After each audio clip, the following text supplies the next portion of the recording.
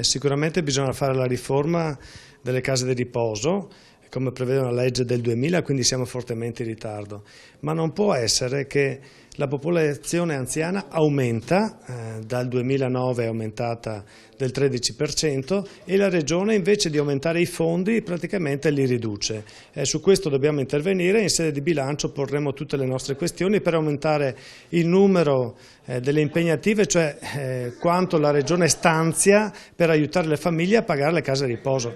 Le famiglie pagano adesso di media 1.700-1.800 euro al mese per inserire l'anziano in casa di riposo. Non è più un diritto per tutti, questo sta diventando un privilegio. E laddove non c'è la quota sanitaria della Regione, le famiglie pagano anche 3.000 euro al mese. È veramente un privilegio, è come aver messo una tassa, un'enorme tassa alle famiglie del Veneto, perché appunto non si interviene aumentando il fondo per non autosufficienza.